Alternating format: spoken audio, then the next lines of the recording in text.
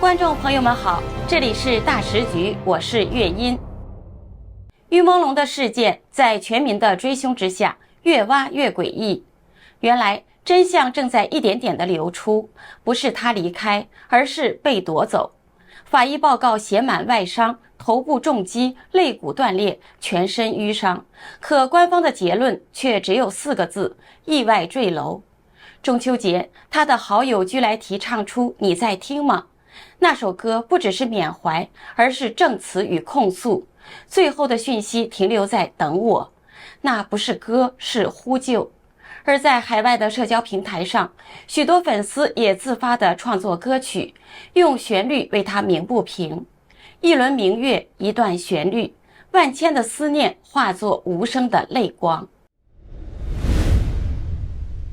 据 X 平台账号新闻调查披露，这份文件的日期标注为9月14号，内容描述于朦胧身上多处受创情况，包括鼻梁受损、头部受到重击、肋骨与腿骨断裂、下体撕裂以及呼吸道异常等。文件推测，他的离世与颅部、肋骨、肝脏及会阴部多重外力创伤有关，属于复合性创伤致命事件。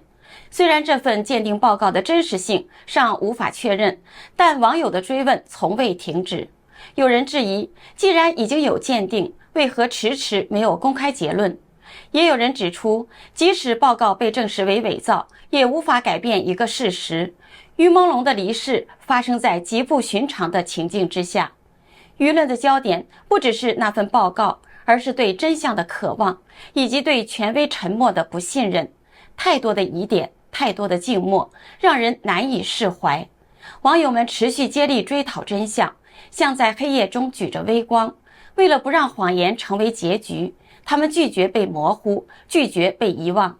于朦胧事件的真相或许仍深埋在层层迷雾之中，但只要还有人在追问，黑夜就不会真正无光。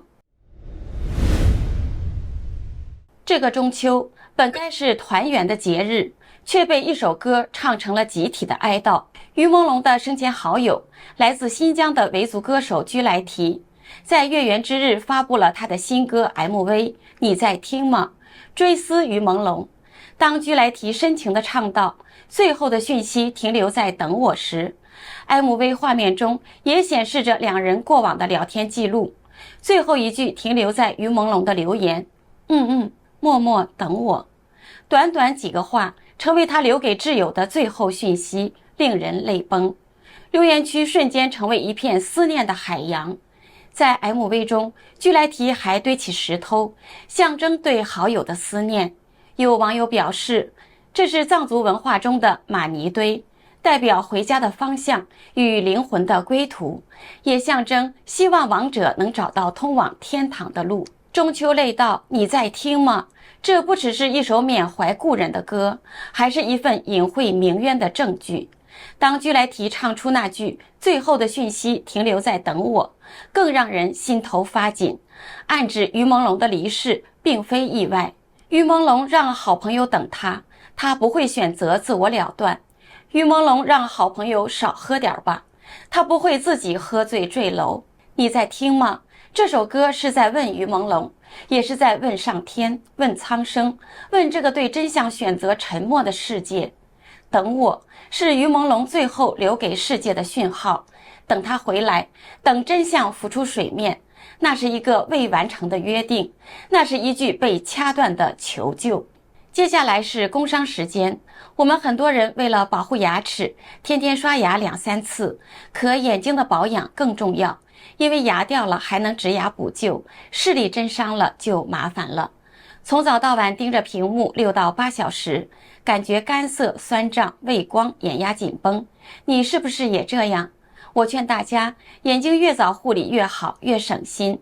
推荐给大家一个小东西，一个非常好用的冷敷眼贴，贴上去大概3分钟，我就明显的感觉到眼睛放松下来了。这个眼贴里面有3种植物萃取成分，贴上去清清凉凉的，可以帮你缓解蓝光带来的压力，维持泪膜滋润。有86%的人反馈使用了之后更放松、更滋润。那么怎么用更到位呢？如果你是日常保养，可以每周2到3次给眼睛做个小 SPA。如果眼睛已经明显干涩，或最近用眼很多，可以增加使用频率，白天用2到4片，分时短贴，晚上6片连贴6到8小时，睡一觉。这个眼贴在工作、睡觉的时候都可以用。我的很多同事就是直接贴着工作，一开始会流泪，适应了之后就好了。用完撕下来，不扯皮也不花妆，每天不到半杯咖啡的钱，就能给眼睛一份长期的守护。需要的朋友就点下面的链接，输入我们的优惠码大时局，还可以享受95折优惠。最新消息，韩红在演唱会上唱《雨花石》的时候，突然失声痛哭。网友分析，她应该是想到了于朦胧的悲惨命运，因而控制不住自己的情绪。虽然她没有办法提及于朦胧的名字，但粉丝都知道她是为于朦胧而哭。在之前的演唱会上，韩红唱了一首《天亮了》，背景舞台上就有白衣天使坠落，之后又被用手托起的画面，隐喻着于朦胧坠楼被救。其实韩红和于朦胧的交情有10多年，最开始在选秀的时候，他就说于朦胧长得帅，而且总是在角落里不争不抢，非常看好他。于朦胧成名后，每年都定期从卡里转款到韩红基金会，一方面是行善，一方面是报答他的知遇之恩。直到于朦胧离世后，还有善款被自动划出，才让大家知道了于朦胧的善举。中共政府不让人民发声，他们就用歌声来为于朦胧鸣不平，控诉黑暗。网友把在墙内无法说明的苦难与不平、悲愤与追问藏进了一首又一首的歌里。他们不会放弃寻找真相，要让于朦胧那句等我有一天能被完整的回应，要让于朦胧的名字在沉默中被铭记。每一首歌都让人泪流满面，比如最具代表性的这首请记住这个名字于朦胧，歌词句句如刀，以沉痛的口吻纪念于朦胧，也唱出民众对案件的疑问，对中共制度的呐喊。有网友留言，这首歌比任何报道都真实。歌词中唱道，这是一场恶魔的狂欢，17个身影蚕食着你的血肉，滔天的权势掩盖了你声嘶力竭的呼喊，你被他们当成垃圾丢下高楼，伪装成醉酒后的意外坠落，所有人都视而不见，没有人敢为你发声。我们需要一个合理的解释，却没人能给出我们想要的答案。难道普通人的生命就该被如此轻视吗？难道这就是爱党爱国的下场吗？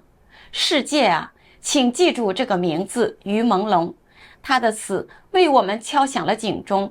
我们爱国，可这个国家却并不爱我。这是一场恶魔的狂欢，红色的血染透了夜空，他们面目狰狞，他们阴暗扭曲，他们冲你张牙舞爪，残忍地毁掉了你的一生。还有网友用《孤勇者》这首歌来纪念于朦胧，歌词唱道，爱你孤身走暗道，爱你不跪的模样，爱你对峙过绝望，不肯哭一场。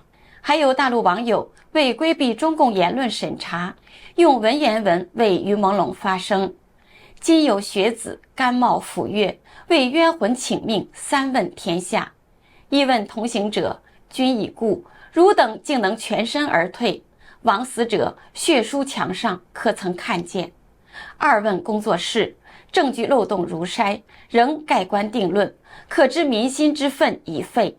三问苍生，若今日晋升，明日刀祸架你颈，谁敢担保不成为下一名冤魂？若天地不仁，以百姓为刍狗；若律令如泥，只捏软民，不捏权贵。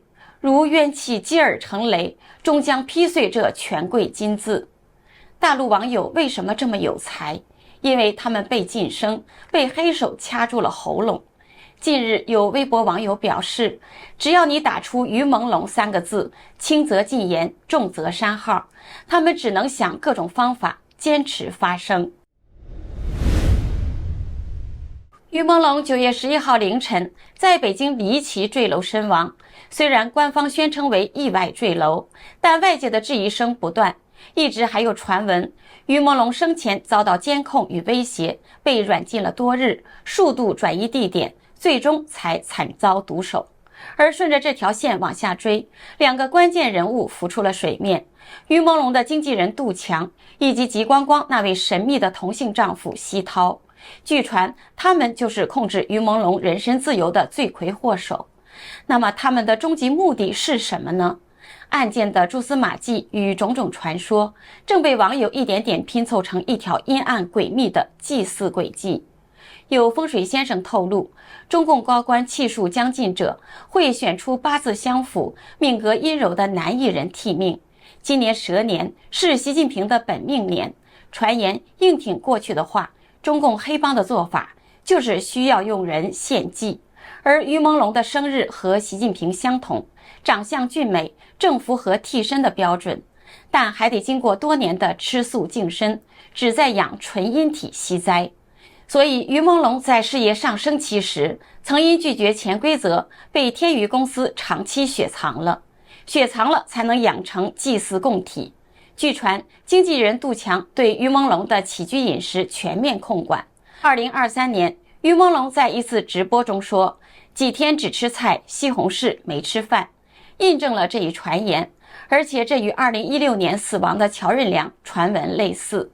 乔和习近平的父亲习仲勋生日相同，他在离世前也是吃素。这种说法听似荒谬，但却与这两位艺人的离奇遭遇不谋而合。而奚涛是于朦胧画展的策划人，网传他与吉光光可能透过协助策划画展为由，将于朦胧拘禁在北京朝阳区的美术馆内，也是限制于朦胧的人身自由的帮凶。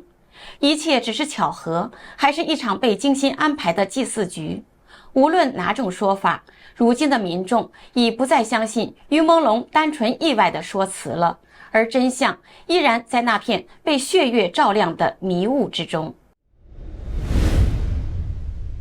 这些曝光出的内幕，如同一道被撕裂的幕布，让人窥见娱乐圈权力操控与精神囚禁的冰冷现实。那不是单纯的管理，而是一场以合约为名的灵魂监牢。近来网友不断挖出于朦胧所属的天娱传媒旗下多名艺人出现非正常离世或失踪的情况。